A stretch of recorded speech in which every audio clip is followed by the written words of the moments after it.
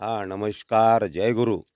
सकारात्मक ऊर्जा निर्माण करण्यासाठी आपण नेहमी सकाळीच एक चिंतन घेऊन येत असतो.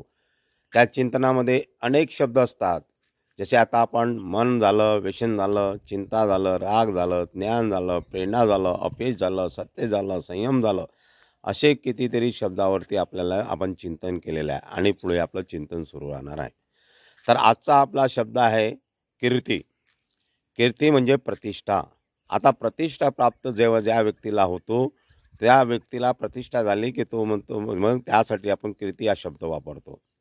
ते कीर्तीचे समानार्थी शब्द आहेत. यश आहे, नावलौकिक आहे, नाव आहे, मान आहे, सन्मान आहे, प्रसिद्धी आहे, गौरव आहे, वैभव आहे. हे जे काही शब्द आहेत, हे प्रतिष्ठा प्राप्त करणाऱ्या व्यक्तीसाठी किंवा कीर्ती प्राप्त करणाऱ्यांसाठी वापरलेले जातात.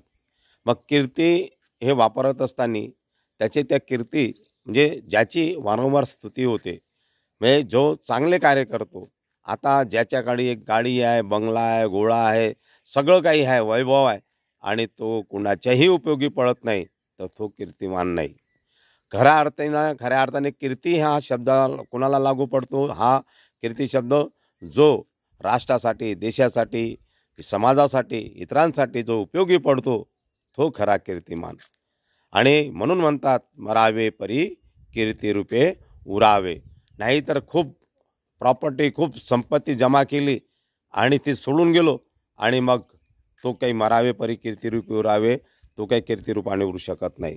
मग कीर्ती समजा अशा प्रकारे कीर्ती कुणाला प्राप्त करायची असेल, त्याचं मेल्यावरही नाव शिल्लक राहिलं असेल, तर त्याला जीवनातील अडचणी आणि संघर्षाच्या वेळेस धाडस आणि धैर्य ठेवून त्याला कार्य करावं लागतं, तरच त्याला ते कीर्ती मिळतं. आणखी यशस्वी होण्यासाठी आपल्याला काय करावं लागतं? सकारात्मक दृष्टिकोन ठेवावा लागतो आपला. सकारात्मक दृष्टिकोन नसेल तर तुम्हाला यश प्राप्त होऊ शकत नाही, म्हणजे कीर्ती प्राप्त होऊ शकत नाही. म्हणून यश मिळवण्यासाठी पुन्हा संयम आणि प्रामाणिकपणा हा असलाच पाहिजे. तर ज्यांच्याजवळ प्रामाणिकपणा आणि संयम असेल त्याला ती कीर्ती प्राप्त होते. म्हणून संत ज्ञानेश्वर महाराजांनी कीर्तीच्या बाबतीत म्हटलं आहे, उभय लोकी उत्तम कीर्ती देवचित्ती राहिल्या. म्हणजे निवृत्तीनाथ महाराजांचं वर्णन करताना संत ज्ञानेश्वरांनी या ओवीचा वापर केलेला आहे कीर्तीच करण्यासाठी. म्हणून कीर्ती मिळवण्यासाठी आपण कार्य करू नये, तर कार्य करून कीर्ती आपोआप आपल्याला प्राप्त झाली पाहिजे. निस्वार्थ सेवा करून जे कार्य म्हणजे निस्वार्थ सेवा करून आपल्याला प्राप्त होणारी कीर्ती हे फार महत्त्वाची आहे. आणि ज्याला कीर्ती मिळत असेल, जर नावलौकिक होत असेल, त्यांनी तो अहंकार बाळगू नये. म्हणून म्हणतात, मेल्यावरही जगण्याच वेड्या खूप कीर्ती लागते. आपण मेल्यावरतीही आपलं नाव शिल्लक ठेवायचं असेल तरी मेल्यावरही जगण्याच वेड्या खूप कीर्ती लागते.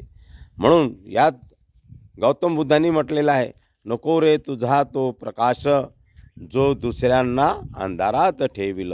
नको रे तुझा तो प्रकाश जो दुसऱ्यांना अंधारात ठेवतो. नको ती कीर्ती जी केवळ गर्वाचे ओझे वाहतो. म्हणजे अशा प्रकारची गर्वाची ओझे वाहणारी कीर्ती नको आहे.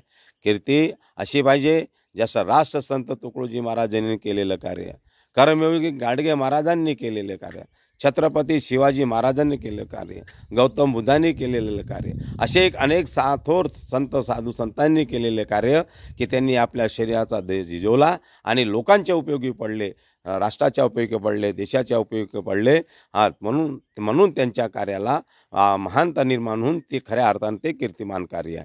नाही तर जो तो आपलं स्वतःचा स्वार्थ साधतो आणि मोठं वैभव तयार करतो आणि तो म्हणतो की मी कीर्तिवान झालो, तर तो कीर्तिवान कधीच होऊ शकत नाही. तर अशा प्रकारे आजचा हा शब्द आपला कीर्तीवरती आपण आज चिंतन केलं आणि सकारात्मक ऊर्जा निर्माण व्हावी म्हणून आपण हे करत असतो.